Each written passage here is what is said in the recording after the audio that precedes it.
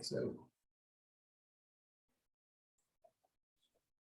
welcome to our Red Feather Mind, Body, Spirit event. I'm Christopher McClure, and today we have a wonderful guest. It's Ed Buryn, who is most recently the creator of the William Blake Tarot, The Creative Imagination, 3rd edition. We want to catch up today to learn more about this amazing deck and how to use it, and what's ahead. But first, a little background on Ed.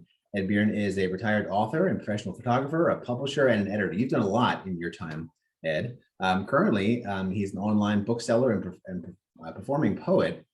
Besides creating the William Blake Tarot of the Creative Imagination and the William Blake Tarot of Triumphs, he also wrote Vagabonding in America, Vagabonding in the USA, Vagabonding in Europe and North Africa, and Hitchhiking in Europe. During a 30-year career in freelance photojournalism in San Francisco, he also published 2 books, Two Births and Mission Creek, San Francisco. His 2 self-published books of poetry are Sacred Southwest Suite and Eclectic Neurotica. He's listed in Who's Who in photography and contemporary authors, and he is a 2-time prize winner of the Nikon International Photo Contest. Ed Buryn has lived in Northern California for many years, and so wonderful to have you here. So glad we could connect about the William Blake Tarot, the Creative Imagination. We're so happy that you brought it here to us, and the response already has been wonderful. So I have right here. I hope I had to guide your copy of it yet. You've seen it. Oh, you just it's great. You have your copy of it and things, and so I'm just elated with the way it's come out personally. It's really going to stand the test of time, just like Blake's works have as well. So this is a beautiful homage to him and his work, and what you brought together is really interesting. But in our previous conversations, we haven't had the opportunity to really talk about what got you into tarot. What's your tarot journey, and how did that kind of come together with William Blake? What's some of the story there from your varied experiences? How that kind of come together? Oh, well, thanks for that intro. No problem. Sounds impressive. Do I know that? Sure does, doesn't it? Well, I was thinking, I first heard of tarot back in the 70s, and I decided that I would get myself a little mini deck, and I took a copy of the deck with me on a drive I made to Guatemala and Belize. Okay. And I got stuck in the mountains, the Belize Highlands, during a tremendous rainstorm, and the roads were closed down. No truckers were getting through, and I said, "Gosh, what should I do?" And I said, "Oh, I've got my tarot deck." Yeah. So I used it for the first time. Okay. And threw a little spread on the fender of my car. And I didn't know anything about tarot, but I just interpreted it to mean, hey, I could go ahead. So I went ahead. Good. Even though the roads were closed and no truckers were getting through, I got through, and I said, all right, tarot. Maybe, all right, tarot. Maybe it works as a way to answer questions. So, so when I got back home, I met this woman through a friend. Yeah. And was very attracted to her, and I decided to do a tarot reading about her. And it said that she and I would be very compatible. So when I had my first date with her, I told her that hey, I did a tarot reading about us, and it said we should get together. And it turned out that was Mary Greer, who I didn't know was totally into tarot. Right. So I actually proposed to her on our first date. And she didn't accept immediately, but she did later. Okay. And I said, okay, tarot works. and it was through Mary, of course, that I really learned about tarot. Yeah. Because she was teaching tarot at the time. And she wanted to write a book, and because I had already written books and had some familiarity with it, I guided her through the process, and she wrote her first book, and off we went. And then in the course of editing her books, I learned about tarot. And at some point, well, the way it actually happened, Mary was teaching a class at New College of California in tarot, and she had a student who did a rough outline of a tarot deck using William Blake's imagery. Okay. And she showed it to me, and I said, wow, this looks like a great idea, Mary. Why don't you do William Blake tarot deck and she wasn't interested. She was too busy at the time. Mhm. And so time passed, 5 years passed actually. And Wow. after 5 years, I reminded her, I said, wow, that was still a great idea. Why don't you do a William Blake Thoreau? And she said, it's not my thing, but if you are so interested, why don't you do it? Okay. So I started doing some investigation, and I realized that my initial realization that this would make a good Thoreau deck was actually totally right on. I began researching, and the more I researched, the more excited I got about it. And then that took another 5 years to create it. But at the end of 5 more years, I had created it and proposed it to HarperCollins. They accepted it, and we published the first edition. So subsequently, it was a big success, but HarperCollins then decided to stop publishing their whole line of Thoreau decks. And so they put the deck out of print, and I decided to put it back into print, self-publishing a second edition. Right. And I've been selling that since. And now, but the problem with it though, the deck for me, I mean, I was always enthusiastic about the deck, but I had this problem of I was overawed by William Blake. And I said, who am I, small potato hippie, hippie traveler? What right have I got to take on William Blake? And a lot of my effort in the deck was getting over my intimidation that I could do such a deck, because I really wasn't a Blake scholar. Thoreau really wasn't my thing. It was Mary's thing. And so part of that effort, part of my big effort, was overcoming my self-doubt about creating it. But I gradually got over it, and here now we have the deck, and I love it. But the problem with the earlier versions was that I was still using reproductions of Blake, which in some cases were old, faded, cracked. And I felt that the coloring of the deck wasn't really, it didn't have that crackling brilliance that you want in a Thoreau deck. So I finally decided to do this third edition by taking on the recoloring of Blake's works. And this was the culmination finally that I finally gained the confidence that this is what I should do, that I should recolor the deck for Thoreau use, and that's what the third edition is. I see. Okay. All right. Yeah, that's really a labor of love. So how long overall have you been really working with this idea? So it's going from idea, 5 years, 5 years then. Yeah, well, actually, I created the first version of the deck, I think, over 35 years ago. Okay. And it was first published in its first edition in 1995. So, this is a long journey, and I think it's achieved a lot of success, and I believe it's going to become a Thoreau standard. I don't see why not. So, I'm pleased with the outcome, and I'm very pleased with this latest third version, because I think it's finally a real Thoreau deck, not just reproductions of artworks. So I've taken the Blake collages I created and made them suitable, I think eminently suitable for Thoreau through the recoloring, because now the deck is vivid, it's bright, it's exciting. Yeah, I love it. No, it really is. I've seen a lot of Blake's works in person, actually, at the Tate, and the way that the choices you made really for this are really fantastic. And I know that you work with our design team a lot back and forth as far as the coloring and with the borders that are on these as well, and a variety of things, and how it all just gels together. Now you say you're not, you don't count yourself as a Blake scholar, and I really appreciate the the humbleness of how you approach this entire project, and because his work really is so it's enduringly popular because it is so powerful in what he created, and he just tapped into something just divine, really.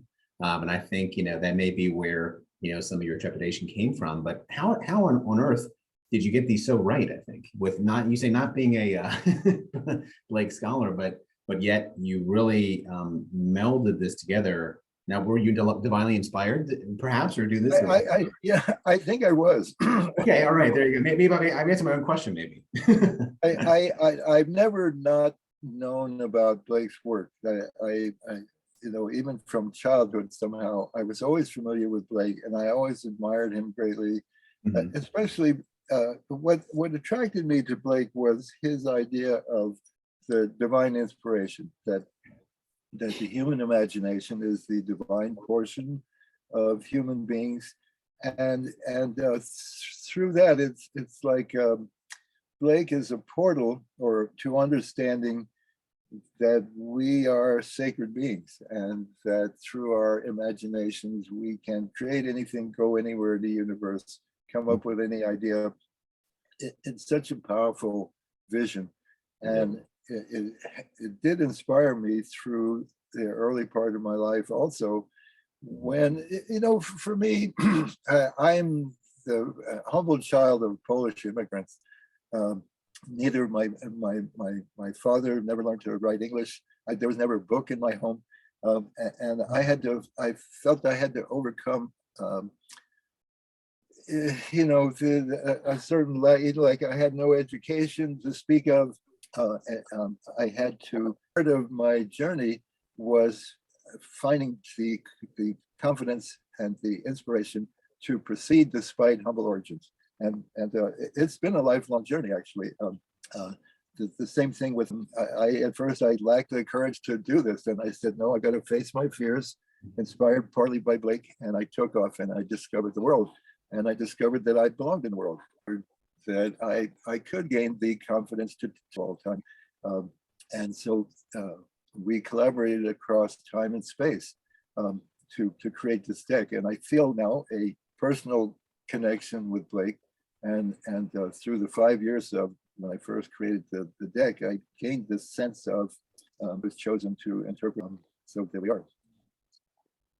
No, that's really amazing on the way you phrased that, and that connection really comes through, with the creation of this. It reminds me of, like, there are a variety of theories is building, building a kind of a council, if you will, of inspired people who move you forward in life. Okay, and I think one of the ways to really have what their views are really become a part of a person, you really have to have that relationship. And it sounds like that's kind of the relationship that you, over time, have developed with William Blake through this process, and through the understanding of him and his work, and how this relates to tarot. So that's powerful, and I think that's some things you're saying too are why his work has been so enduring, because he just he doesn't take much exposure to what he was about for someone to be inspired by it.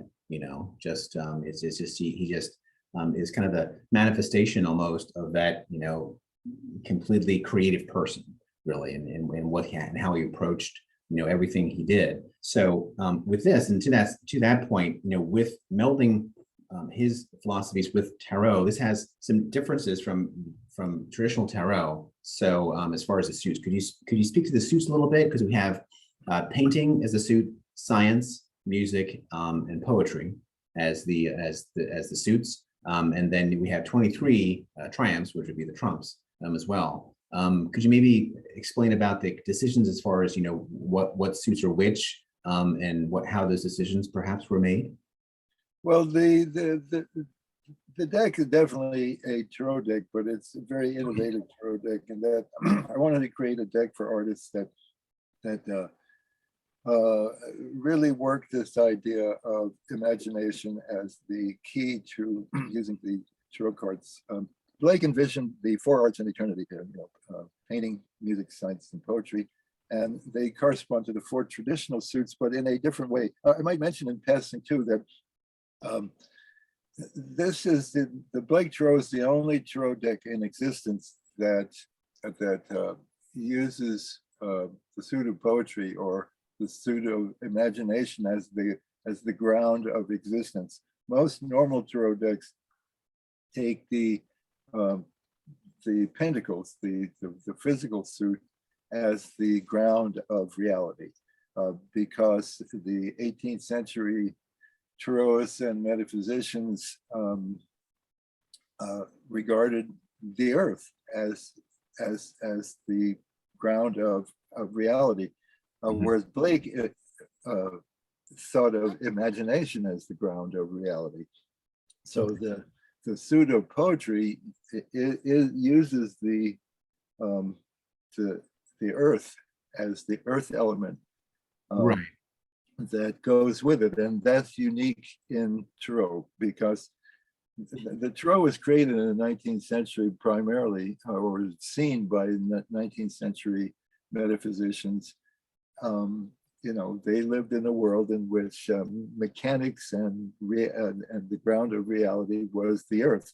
And Blake totally revisioned that by saying the ground of reality is the human imagination.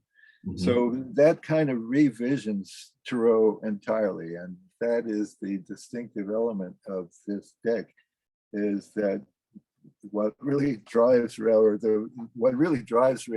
is the human imagination.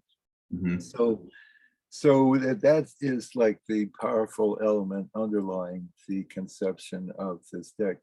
And it changes everything, because like in the 19th century, the magicians thought of magic as like, for example, they moved, they created magic by moving physical objects. And Blake reimagined that as saying, no, we don't have to move physical objects to create magic. We can do it through our imagination. So it's a better, and it's also a better model for today's world, in which we use electronics, for example, instead of physical means. So, I mean, I'm not sure where to take that right now, how to explain that, but that is the underlying power of this deck, is that through using our minds and our imaginations, we can do anything. So that's the difference. That's really interesting.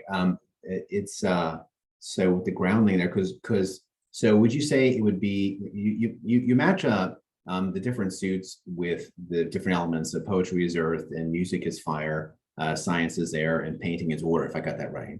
And so, but does that then not correspond with, like, say, the a Rider Waite or Marseille, where say earth would equal pentacles? Is that not even a good association anymore in this deck? Is that kind of what you're saying, where you shouldn't have an association? Well, I think we should take into account all possibilities, but I think it's a more powerful metaphor. Yeah. To follow Blake's lead and make the imagination correspond to earth element, the earth element being what we stand on, what we believe in, what is the most powerful idea. And that was the idea that always attracted me to Blake, from the beginning in his paintings, which are so imaginative and vision. Blake didn't paint from reality, he painted from imagination. So he was ridiculed in his time because for example, his figures didn't look like humans, they looked like superhumans. But that's the way he envisioned humans. He envisioned humans as superhumans, which I think is, corresponds more greatly to what humans actually are. We are like gods in disguise. And that was always Blake's idea, that humans can do anything they wish through the imagination. And that is, the powerful force underlying this deck, that anything is possible. If we can imagine it, we can do it. No, exactly. It's a very uplifting philosophy there, and you reminded me of like, the way that, and this might not be a good comparison, but like say Orthodox icons, aren't necessarily meant to be fully representational like humans, or they look like, the figures, but they are in a different world almost, or like a meta world. And so, it's not that those who are creating them couldn't paint or create more realistically, but it was that transference into, or that getting into a different mindset or a different world. I kind of there's for me at least, there's a parallel in what you're saying there with the nature of what he was representing. So not just the banal reality, but beyond reality and the grounding of imagination, like you're saying. So that's really powerful. Yes, well, reality is pretty banal when you take it on day to day, and it can also be very horrific. I mean, we live in a very horrific world as well. Right. So, but we can imagine another world, and I think all of the progress in humanity, especially, progress in compassion and in spirit and divinity, is all based on imagining a different world than the world of banal reality. And that we can live in that world. Blake lived in that world, and the idea for us is we can live in that world too. And something like the Blake Tarot is like a portal to that world. And it allows us to move and move in that world and to live in that world. And that's very inspiring. I completely agree. And speaking of inspiration, it seems as though you're almost living the Blakean kind of ideal. Since you are you are a poet, and you have poetry as a grounding of reality too, and of creation there. So yeah, so there's so many things that you're into there. Maybe we'll have to talk about poetry in a different time, maybe, but it's really fascinating that you weave that into your own life as well, with the creation too. Yeah, well, and traveling, right now I'm working on a book of photographs, which are the photographs I took during my vagabond travels in the 1960s. It's a book called 1960s Europe. And right now I'm very excited about this new project, but it reminded me that, that was where I found out that the world is my home, that, it's been my theme to always do what I'm afraid of doing. And as I started out this, at first I was afraid of Blake. I was afraid to take Blake on. Right. But I did, and I found that I'm very comfortable in Blake's world, in the same way that when I was young, I was afraid to travel. So I said, well, I've got to travel. And I wanted to be a photographer, but I said, who am I to be a photographer? I don't know anything about photography, but I'll pick up a camera and I'll start shooting photographs. And then I won photo awards as a photographer. And and that's kind of a Blakean theme also, is to do what you're afraid to do, take on the world. And when you do that, you find that you can be very comfortable doing that. But first you have to overcome your reticence or your fear of doing that. So that's been kind of my mission through life is, and it also started when I was young. I took on rock climbing specifically because I was afraid to do it. It terrified me. So I started climbing rocks and started climbing mountains. And that's kind of been a theme throughout my life. And I think it's paid off well. Yeah, I was just watching a speech by Steve Jobs he gave in Stanford University and talking about, it's called How to Live Before You Die.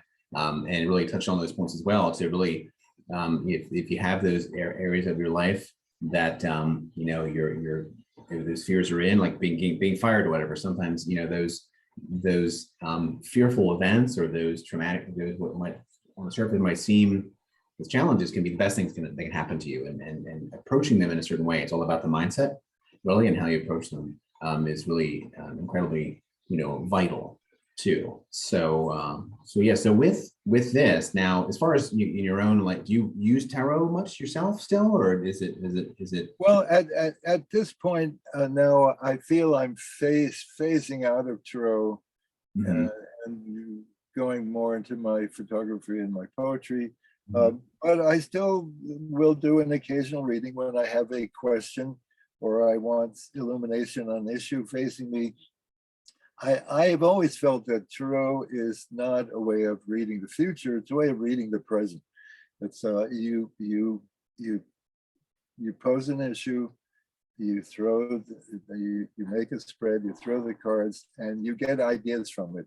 It gives you a new vision of what you are contemplating, and that's the value of it. It opens up your mind to new possibilities, to new visions of whatever you're concerned with. And mhm, that can be a very powerful thing because most of us are stuck in grooves all the time. And we need something, a window to open our mind to other possibilities, to other ways of looking at the world. And that's where the power of tarot lies, I think. Through the symbols of the tarot, we open our minds to all sorts of new possibilities. And so when I want to open my mind, I can mhm. pick up my deck, throw a spread, and voila, there's new thoughts, new possibilities appear. And that's the very powerful thing. Mhm. No, it really is. That's kind of similar to how I use it as well. I've tried, doing readings, and I've done some reading events and things myself, but the weight that comes with that is a little too much for me to bear. So like, it might be like, oh my goodness. So don't hang on my what I'm saying, but just to use it for to approach things in a different way, to give different insights into situations, more in the now versus what's going to happen more in the now. It's a little like art therapy, like any good art, really. Just dive into it Yes. with the difference And, of. I also want to emphasize that, uh, again, when you pick up a tarot deck and you see, oh, here are the meanings and whatnot, this is also a very static way of approaching the tarot. It's like Right. you can create your own meanings. Um, that's what I found out very early when I first started using tarot, and I didn't know anything about it. I could still get results from it because I could vision in the cards what I needed. I didn't need to look at a book of of meanings. I could look at the symbols themselves, interpret them for myself, whether or not they correlated to any of the so-called, you know, standard meanings. And that is the beauty of the imaginative approach to tarot. You set an intention and you read the cards according to whoever you are, and you can still get results. It doesn't matter if your meanings are different. The tarot is a very individualized way to get ideas and to see things differently, Mhm. no matter what the standard approach is. And I love that approach also, so that you could never even look at it, any of the standard meanings. You could make up your own meanings for all the cards and work perfectly with that. Oh, exactly. No, that, and anyone that really has spent a lot of time with tarot, yeah, I've wanted to try and gain some more insight into, have said the same thing. I said, just because say the fool in this deck and in this book is supposed to mean this thing, but it might be something different for the individual, and you have to to understand what that meaning is, and that meaning might change. There's a lot that's written these days and said about the intuitive readings, as well. And, and that speaks to what we were talking about before, as far as understanding, getting you out of your own headspace and looking at things in a different way as well. So there are multifaceted ways that can be used. And one of the nice things about this is that, with these cards, at least, I mean, there's a start, yet there's a keyword at least on there. So if you want to, something to zero in on, you have the image itself. Yeah, that's the starting point, and then from there it's up to you to extract the meaning that works for you. Exactly, exactly. And something tells me that you'd be the kind of person that would say, okay, well, if here for the two of music, if if once someone reads with this for a while and contrary doesn't work for them, maybe just put a sticky over it or something. I don't know. I just got that. Like, it's like you would probably be all for that, wouldn't you? Like saying, okay, well, this means this for me now, and then this, and to make their own kind of card deck. Absolutely. Maybe I'm reading wrong, but So yeah. So anyway, I just think of it as a handy tool for creative activities of any kind, or if you need a new idea, if you want a different insight, pick up a card and there you go. And they're pick up a card and there you go. And this is a great deck just to pick up a card and there you go with, because there's so much just packed in each card. And the book gives you just enough, gives you the some ideas and the meetings and about the creative process as well. So it's fully illustrated. It has a couple spreads in here too, and gives you a taste of what Blake was all about. And it's a wonderful starting point for anyone who wanted to understand Blake better, understand tarot better, understand themselves better as well. And like I said, and there is a more complete book online at blaketarot.com. So if you want to go deeper into it, you could go to the site, but everything is there that you need in the deck. Right there, it's ready to roll. Ready to roll, exactly. Wonderful. Well, it just came out. It's available now. So all right, now, so what lies ahead? What's next for you? What's on your plate? You say you're doing more photography, and is that what you're really kind of diving into more now? Yeah, well, I don't take photos anymore, but I have tens of thousands of photographs I've taken over my career, and I'm going to use what time is left to me to create books of photography, which is very exciting for me. And I approach that in the same way photography is, or almost anything you do as a creative or imaginative project is a way to interface with the world that brings you into intimacy with it and inspires you. So, the Blake Tarot is one way of dealing with imaginative reality, but you can do that through any art project that you do, whether it's dance, poetry, music, whatever. Art is and this is what Blake believed too, that art is like the most powerful force in the world for human beings to interface you with not just reality but imaginative reality. Exactly. That's well put. Well, you're an inspiration, and that you keep creating and keep producing. It's awesome. So if people wanted to follow you, are you on like social media or a website or anywhere they can check out? Well, I'm on Facebook, somewhat with mixed feelings, but right. And that's about my only interface with media, with modern interactive media. But yeah, so you could contact me on Facebook. There, I also have a William Blake Tarot Facebook page, which I'm not too active in, but it exists, and you could look up the Facebook William Blake Tarot page too. Okay, wonderful, great. Well, thanks for making this work here, and the way we could get it in. Thanks so much, and to everyone who views this after the fact, this was really a lot of fun. I gained a lot out of it. I'm inspired now to pursue my own muse here and do things with this. I'm so glad, again, we're honored that you brought the William Blake Tarot to us. All right, well, thank you, and you look very dapper this morning. Oh, well, thank you, appreciate that. So nice talking to you, and I appreciate it. Very good.